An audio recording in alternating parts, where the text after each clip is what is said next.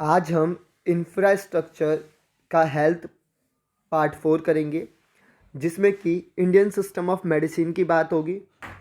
तो हम लोग आज पढ़ेंगे कि union ministry of health and family welfare ने जो हमारे देश में हेल्थ इंफ्रास्ट्रक्चर में जो प्रैक्टिसेस को अलाउ किया है, वो 6 सिस्टम्स हैं जिसके थ्रू हम किसी भी बीमार व्यक्ति का इलाज कर सकते हैं।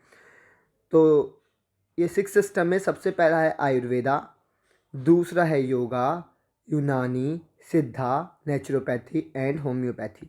देखिए, नाम तो ये 6 हैं, पर आयुष में ये 5 कैपिटल्स में डिवाइड है।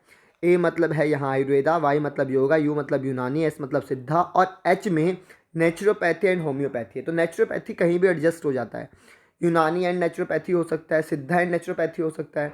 अलग अलग राइटर्स अलग अलग तरीके से लिखते हैं। वैसे तो हमारे पास एक एग्ज़ाम में 3 मार्क्स का आ रखा है ये फाइनल एग्ज़ाम में कि भाई कौन से 6 सिस्टम है उनके नाम लिखो। बट अगर आप इसकी डिटेल में जाएंगे तो बहुत बहुत सारा टर्म है इसके अंदर। जैसे कि अगर मैं बात करूँ आयुर्वेदा की, तो ये एक ट्रेडिशनल सिस्टम ऑफ मेडिसिन हुआ करता था इंडिया में, जो यूज़ होता था, जो शरीर, दिमाग, बुद्धि, मन, बल, इन सब के द्वारा हमारे बीमारियों को दूर करने की बात करते थे। इसमें काम, क्रोध, माया, मोह, लोभ, लालच, कुछ पॉजिटिव और कुछ नेगेटिव एनर्जी के थ्रू इलाज करने की बात करते थे। वैसे तो देखा जाए कि आयुर्वेदा में जो आयु शब्द है, आयु को हिंदी में हिंदी आयु शब्द है, वैसे इंग्लिश में इसे लाइफ कहते हैं। और वेद मतलब ज्ञान देने वाली पुस्तक, तो साइंस, इसलिए आयुर्वेदा का मतलब यहाँ होता है साइंस ऑफ लाइफ, जो कि चरक सूत्रा में लिखा गया है। आयुर्वेदा के अंदर आयुर्वेदा जो लिया गया है वो चरक सूत्रा से लिया गया है, इसलिए आपने देखा होगा ज़्यादातर आयुर्वेदिक हॉस्पिटल चरक हॉस्पिटल के नाम से भी जाने जाते हैं। तो चरक सूत्रा में 3 पार्ट में डिवाइड कर रखा है आयुर्वेदा मेथड्स को। एक है नारा आयुर्वेदा, जो कि ह्यूमन लाइफ्स के साथ डील करता है, जो हमारी बीमारियों को ठीक करता है। एक है आपका सत्वा आयुर्वेदा, जानवरों से डील करता है, जानवरों की बीमारियों से डील करता है। और एक है वृक्षा आयुर्वेदा जो है आपका, वो पेड़ पौधे इन सब से संबंधित बीमारियों को ठीक करने में उपयोग लाया जाता है। इसी तरीके से योगा है, तो योगा में आप पढ़ेंगे कि योगा सूत्र लिखा गया है पतंजलि द्वारा सिस्टमेटिक मैनर में। और यहाँ क्या है कि यहाँ योग के द्वारा आपकी बीमारियों को ठीक करने की बात की जा रही है। योग के द्वारा कैसे, तो कुछ ब्रीथिंग एक्शंस हैं, सांस प्रणाली है, कुछ ब्रीथिंग एक्शंस के थ्रू बीमारियों को ठीक करने की बात हो रही है। और कुछ बॉडी टेक्सचर बनाकर आप इसके थ्रू योग से बीमारियों को दूर कर सकते हैं। ये थोड़ा सा लेंदी प्रोसेस होता है, बट ये होता बहुत इम्पॉर्टेंट और इफेक्टिव है, और आज के टाइम तो योगा इंडिया में बहुत पॉपुलर है। इसी तरीके से आगे देखेंगे तो यूनानी है, सिद्धा है। तो अगर आप यूनानी की बात करें तो ये इस्लामिक सिविलाइजेशन में फैला था, जो कि इंडिया में कहते हैं कि 10th सेंचुरी में आया था। और जो आपका ये यूनानी है, कहते हैं ये बिल्कुल आयुर्वेदा जैसा ही दिखता है, इसलिए अगर आप यूनानी और आयुर्वेदा की इमेजेस गूगल करेंगे तो आपको सेम जड़ी बूटियाँ दिखाई देंगी। बट ये जो है, इसका जो प्रोसेस है ये बड़ा आसान है। यूनानी कहता है कि बीमारी जो है एक नेचुरल प्रोसेस है, और इसके सिम्टम्स जो हैं वो हमारी बॉडी रिएक्ट करती है, शो करती है हमें। तो ये एक नेचुरल प्रोसेस होता है, और शरीर इसको खुद ही ठीक कर लेता है, और कुछ जड़ी बूटियों के माध्यम से। इसी तरीके से अगर हम सिद्धा की बात करेंगे तो सिद्धा भी देखा जाए तो आयुर्वेदा और यूनानी जैसा ही दिखता है, और ये भी बेसिकली नेचुरल हेल्थ रेमेडीज़ के ऊपर काम करता है कि कैसे आप सेम जड़ी बूटियों से अपनी बीमारियों को ठीक कर सकते हैं, मसालों से ठीक कर सकते हैं। अपने जो वैरायटी ऑफ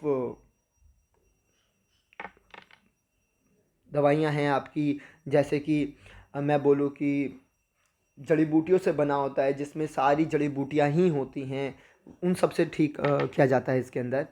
एंड नेचुरोपैथी जो है, ये कहता है कि आप अगर कभी भी नेचर के अगेंस्ट जाएंगे तो आप बीमार पड़ जाएंगे। इसलिए आपकी एक दिनचर्या होनी चाहिए और आप उस दिनचर्या को फॉलो करते हैं तो आप कभी बीमार नहीं पड़ेंगे। आप सुबह 8 बजे खाते हैं तो आप रूटीन में 8 बजे ही खाइए, आपको गैस नहीं बनेगा। पर जिस दिन आपने 9 बजे खाया उस दिन आपको गैस बन जाएगा, सर दर्द हो जाएगा, आपका डाइजेशन नहीं होगा ठीक। अगर आपको 12 बजे खाते तो 12 ही बजे खाइए। मतलब आप नेचर के अगेंस्ट मत जाइए, आपका एक रूटीन है उसे फॉलो कीजिए। नहीं तो इन्होंने बता रखा है कि कब क्या कैसे भोजन करना है, कब क्या सोना है, इनके पूरा एक नेचुरोपैथी का एक लाइफ स्टाइल होता है। आप उसे फॉलो करेंगे तो आपको कभी बीमारी नहीं होगी। और इसमें इलाज का सबसे अच्छा तरीका है बॉडी को रिलैक्स छोड़ना, फास्ट रखो, और फास्ट रखने से बॉडी रिकवर करती है। ये नेचुरोपैथी है। एंड लास्ट है होम्योपैथी। होम्योपैथी क्या है? तो होम्योपैथी कहती है कि इसमें जो बीमारियाँ आपके सिम्टम्स क्रिएट करती है, जो एसिड्स जो रिएक्शंस करती है, वैसा ही ड्रग्स दिया जाता है, वो भी सेम रिएक्शन करता है और नेगेटिव नेगेटिव पॉजिटिव जैसे सिम्टम्स हमारे पास रिकॉर्ड होते हैं। तो आयुष में देखा जाए तो ये 6 अलग अलग टाइप्स के हैं। देखो डिटेल्स में तो हम बात कर ही नहीं सकते क्योंकि हम एनसीईआरटी कवर कर रहे हैं, वैसे इसके अंदर बहुत कुछ है बताने और सीखने को।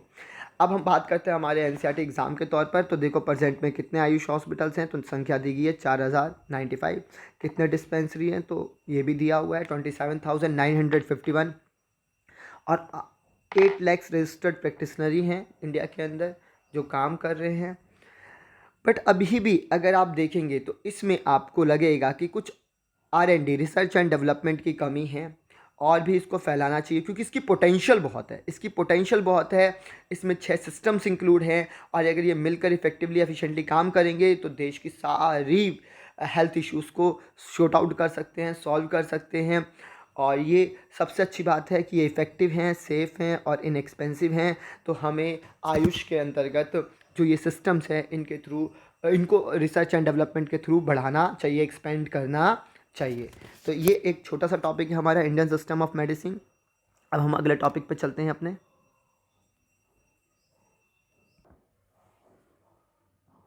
अब हम देखेंगे अगले टॉपिक्स में क्या क्या लिखा हुआ है। तो देखिए हेल्थ स्टेटस और हेल्थ इंफ्रास्ट्रक्चर से रिलेटेड बातें हैं। हम ये पैराग्राफ पहले ही कवर कर चुके हैं कि किसी भी कंट्री में आपको अगर उसकी हेल्थ स्टेटस के बारे में जानना है तो आप मैटरनल मोर्टालिटी रेट देखेंगे, इन्फेंट मोर्टालिटी रेट देखेंगे, लाइफ एक्सपेक्टेंसी देखेंगे, न्यूट्रिशन लेवल देखेंगे वहाँ का, वहाँ के communicable and non communicable disease के ऊपर बात करेंगे। मतलब जो आपका इंट्रो था वही वापस यहाँ आ गया। अब बात कर रहे हैं हम कि गवर्नमेंट का रोल कैसा है। तो देखो यहाँ एक क्वेश्चन बन सकता है आपका, the role of government in the health sector. तो गवर्नमेंट का रोल है कैसा है, तो मैंने आपको बताया था गवर्नमेंट का प्राइमरी रोल है और सेकेंडरी और सब्सिट्यूट रोल है हमारा प्राइवेट का। पर हुआ उल्टा, प्राइवेट ने डोमिनेंट रोल कर लिया था चैप्टर के अंदर, अभी हमने पढ़ा, और गवर्नमेंट का रोल कम हो गया। तो नेक्स्ट आगे वो यही क्लियर कर रहा है कि गवर्नमेंट को अपने रोल को एक्सपेंड करना चाहिए। क्योंकि आप देखेंगे तो सरकार सिर्फ कितना परसेंट खर्च करता है, तो 3.7% अपनी टोटल जीडीपी का सिर्फ हेल्थ सेक्टर पे खर्च करता है, जो बहुत ही कम है किसी भी डेवलप्ड और अंडर डेवलप्ड नेशन से कंपेयर करेंगे। तो इतनी बड़ी जनसंख्या है, अगर आप सिर्फ 3.7% खर्च करेंगे तो कैसे काम चलेगा। जैसे कि इसमें बताया गया है कि इंडिया जो है 1/5 ऑफ द वर्ल्ड पॉपुलेशन। देखिए 1/5 मतलब दुनिया में अगर 100 लोग हैं तो सिर्फ उसमें से 20 लोग आपको इंडिया में मिलेंगे। मतलब इंडिया में 1/5 पॉपुलेशन रहती है।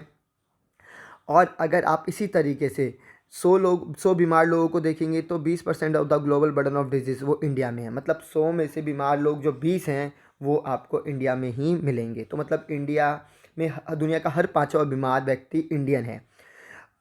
अब देखो ग्लोबल बर्डन डिजीज़ क्या होता है, यहाँ एक ये छोटा सा क्वेश्चन बन सकता है आपका 1 और 3 मार्क्स में कि ग्लोबल बर्डन डिजीज़ क्या होता है। तो मैं बता दूं, जब कोई अपनी प्री मेच्योर डेथ कर लेता है, प्री मेच्योर डेथ हो जाती है, अपनी पूरी लाइफ नहीं जी पाता और किसी बीमारी की वजह से पहले ही मर जाता है, या फिर बहुत लंबे समय तक वो बीमार की अवस्था में पड़ा रहता है, घर में डिसेबिलिटी फेस कर रहा होता है, कोई काम नहीं कर पाता, अनप्रोडक्टिव होता है, तो यहाँ हमने उसे बर्डन बोला है क्योंकि वो अनप्रोडक्टिव है देश के लिए, ग्लोब के लिए। तो ग्लोबल बर्डन ऑफ डिजीज़ इसका पार्ट है। तो मीनिंग याद कर लेंगे आप लोग इसका। इसके बाद बताया गया है कि ज़्यादातर जो आप देखेंगे कि ग्लोबल बर्डन डिसीज़ है नॉन कम्युनिकेबल डिसीज़ की वजह से होता है, क्योंकि ये फैलते हैं बहुत तेज़ी से और एक से दूसरे में, दूसरे से तीसरे में फैलते हुए चले जाते हैं। इसलिए ग्लोबल बर्डन डिसीज़ का मेन कारण कम्युनिकेबल डिसीज़ को बताया। हाँ, नॉन कम्युनिकेबल डिसीज एसोसिएट, ये तो कम्युनिकेबल नॉन कम्युनिकेबल के बारे में लिखा है, कम्युनिकेबल एंड नॉन कम्युनिकेबल दोनों ही एसोसिएट करते हैं इसको, ये नॉन कम्युनिकेबल है। और आगे हम पढ़ेंगे तो कम्युनिकेबल भी आपको दिखेगा। जैसे कोविड-19 आप देखेंगे तो कोविड-19 भी एक मेन रीज़न रहा बर्डन डिजीज़ में। ट्यूबरक्लोसिस वगैरह इस तरीके की बहुत सारी बीमारियां हैं जिसकी वजह से ग्लोबल बर्डन डिजीज़ की संख्या बढ़ रही है। देखो आगे आप पढ़ोगे 4.1 million earlier death occurring global due to the air pollution. देखा एयर पोल्यूशन, भारत में एयर पोल्यूशन क्या है आप जानते ही हैं, कितना बड़ा इशू है और कितनी डेथ होती है 4.1 मिलियन, और जिसमें से 1.1 मिलियन सिर्फ इंडिया में होती है। अगर 4.1 मिलियन मतलब 25 से 30% जो एयर पोल्यूशन से होने वाली डेथ है दुनिया में वो सिर्फ भारत में ही है। कैंसर 8%, जो बढ़कर 11% हो गया है, और सिर्फ 20% पॉपुलेशन जो है वो हमारी पब्लिक हेल्थ फैसिलिटी सर्विसेज को ले पा रही है, पर 20% से भी कम। तो आप समझिए कि क्या बुरी स्थिति है। ये आपको एट प्रेजेंट इंडिया के अंदर फिर से बताता है कि हेल्थ स्ट्रक्चर कैसा है, कि सिर्फ 20% पॉपुलेशन जो है आपकी वो पब्लिक हेल्थ फैसिलिटीज़ पर डिपेंड है, क्योंकि 80% तो आपकी प्राइवेट पे डिपेंड हो जाती है जाकर। और 38% जो देखो क्या लिखा है कि जो पब्लिक आपका प्राइमरी हेल्थ सेंटर्स थे उसमें सिर्फ जो डॉक्टर्स हैं सिंगल डॉक्टर हैं वो भी सिर्फ 38% PHC में हैं, बाकी जगह तो सिंगल डॉक्टर भी नहीं है। और अगर हम दवाइयों की बात करें तो सिर्फ 30% ही प्राइमरी हेल्थ सेंटर्स के अंदर आपके पास सफिशिएंट स्टॉक है दवाइयों का, और उनके पास तो दवाइयों का भी स्टॉक प्रॉपर नहीं है। तो बेसिकली अगर आप पूछेंगे कि इस टॉपिक में क्या इंपॉर्टेंट है तो मैं आपको बताऊंगा ग्लोबल बर्डन डिसीज़ और गवर्नमेंट का रोल क्या है। तो गवर्नमेंट के रोल में आप ये कमियां बताएंगे कि क्या ये कमियां देखी गई है। अगला टॉपिक अगर आप देखें इसके अंदर जो बनाया गया है आपके लिए उसका नाम है रूरल अर्बन डिवाइड। बेसिकली ये क्वेश्चन कुछ इस तरीके से आता है कि do you think regional inequality exist even in health infrastructure in India. It means कि आपको क्या लगता है कि रीजनल इनइक्वालिटी है इंडिया के अंदर, क्या अर्बन रूरल एरियाज़ में हॉस्पिटल्स की संख्या बीमारियों की संख्या क्या अलग अलग है। तो अब हम अगला टॉपिक यही कवर करेंगे इसके अंदर, urban rural and poor rich divides पढ़ते हैं। देखो 70% जो पॉपुलेशन है इंडिया की वो रूरल एरियाज़ में है, और अगर हम हॉस्पिटल की बात करें तो सिर्फ 1/5 है। इसका मतलब कि पॉपुलेशन डिवाइड है 70-30 के रेशो में, 100 में से 70 लोग रूरल एरिया में है 30 अर्बन में है। पर हॉस्पिटल की बात करें तो 1/5, मतलब कि 20% हॉस्पिटल यहाँ हैं और 80% इनके लिए। तो 30% अर्बन पॉपुलेशन के लिए 80% हॉस्पिटल हैं और 70% रूरल के लिए सिर्फ 20% हॉस्पिटल है। तो अब आप देखो कि क्या रेशो इंडिकेट होता है, और आपको ये क्वेश्चन का जवाब खुद ही मिल जाएगा कि कितना रीजनल इक्वालिटी है और कितना रीजनल इनइक्वालिटी है। आगे हम लोग बात करते हैं इसके अंदर कि 7.13 lakhs bed in government hospitals, जिसमें से 30% ही सिर्फ रूरल एरियाज़ के लिए, मतलब 70% लोगों के लिए सिर्फ 30% बेड हैं, बाकी 70% बेड 30% लोगों के लिए हैं। मतलब कि कंफ्यूज मत होना, आप ये समझिए कि 70% रूरल एरियाज़ में रहते हैं, तो रूरल एरियाज़ में जो 70% रहते हैं उनके लिए सिर्फ 30% बेड अवेलेबल है, और जो 30% अर्बन एरियाज़ में रहते हैं उनके लिए 70% बेड अवेलेबल है।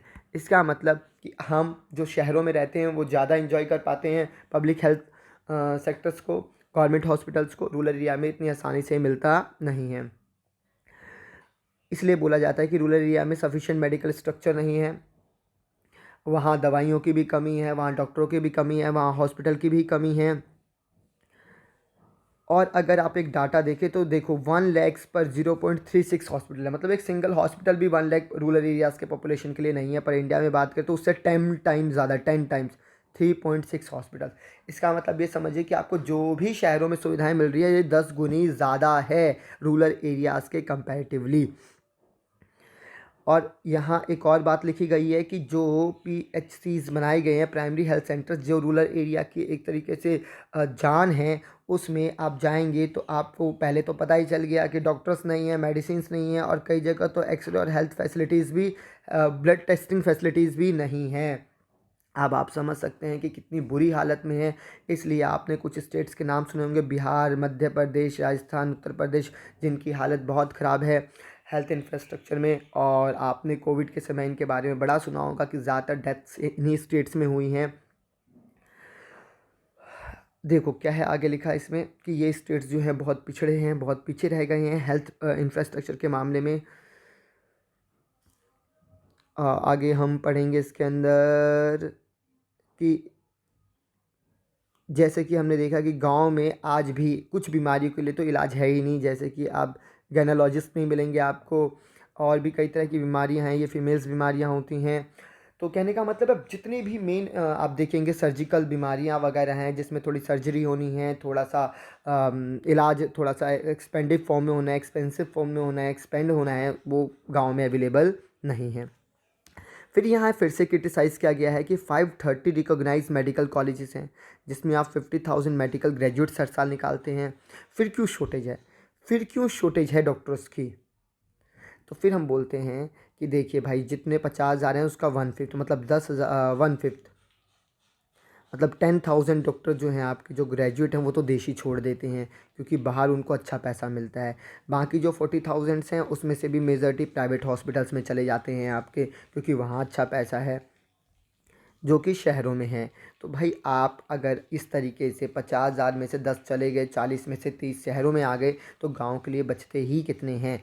ये इशू जो है रूरल एरिया का वो इस वजह से भी है। आगे लिखा हुआ है कि one study point out that the purest 20% of Indian. देखो अब क्या लिखा हुआ है कि अगर आप बात करें गरीब, तो एक गरीब अपने हेल्थ के लिए कितना खर्च करता है? अपनी इनकम का 20 ये लिखा है that the purest 20% of Indians living in both urban and rural areas. मतलब 20% लोग जो हैं वो कहाँ रहते हैं? अर्बन और रूरल एरिया दोनों जगह रहते हैं। 20% गरीब लोग शहरों में भी हैं, गाँव में भी हैं। बट आप बात करें तो spend 12%, spend 12% of their income on health. मतलब जो गरीब है वो अपनी इनकम का मतलब 100 रुपये कमाता है तो उसमें से 12 रुपये अपने हेल्थ के लिए खर्च करता है, और अमीर जो है 100 रुपये कमाता है वो उसमें से सिर्फ 2 रुपये खर्च करता है। तो देखो कि इसमें भी पता चलता है कि ज़्यादा बर्डन गरीबों पर पड़ता है। और अगर हम गवर्नमेंट की बात करें कि गवर्नमेंट 100 रुपये में से कितना खर्च करता है, तो वो भी डाटा था हमारे पास 3.7। देखो गवर्नमेंट की बात करें तो गवर्नमेंट भी 100 रुपये में से सिर्फ 3.7 ही हमारे को हेल्थ फैसिलिटीज़ प्रोवाइड करने के लिए खर्च करता है। तो नॉर्मल सी बात है कि इन दोनों का रेशियो तो अच्छा है, पर एक गरीब पे बर्डन ज़्यादा है, इसलिए हम लोग ज़्यादातर प्रिकॉशंस जो करते हैं हेल्थ एजुकेशंस के लिए रख लेते हैं, अपनी इनकम को इन्वेस्ट कम करते हैं। इसलिए इतनी बड़ी जनसंख्या होने के बाद भी हमारे देश का जो जीडीपी है बहुत कम है कंपैरेटिवली डेवलप्ड नेशन।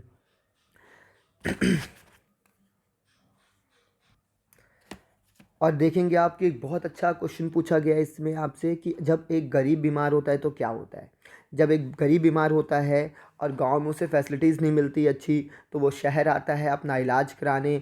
और जब वो यहाँ इलाज कराता है प्राइवेट हॉस्पिटल्स में, तो पता चलता है कि वो या तो अपनी ज़मीन बेच चुका है, या उसने इतना कर्ज ले लिया है कि पूरे परिवार के साथ उसे आत्महत्या करनी पड़ी, या फिर ऐसा पता चलता है कि उसकी कई पुश्तें पॉवर्टी लाइन के नीचे चली गई हैं क्योंकि वो इतना एक्सपेंसिव प्राइवेट हॉस्पिटल अफोर्ड नहीं कर पाता। पर जान पे बनी होती है तो बेचारा क्या करे, वो अपना सब कुछ बेचकर इलाज कराने आता है। इसलिए ये एक चिंता का विषय है कि गवर्नमेंट को इसके ऊपर ध्यान देना चाहिए कि कैसे हम पुअर पर्सनस के तक हेल्थ फैसिलिटीज़ पहुंचा सके ताकि उसके ऊपर बर्डन कम आए। बेशक इसके लिए सरकार का थोड़ा परसेंटेज बढ़ता है तो उसे बढ़ाना चाहिए। चलिए अगला है वुमेंस हेल्थ, वो हम अपने नेक्स्ट वीडियो में कवर करेंगे। Thank you.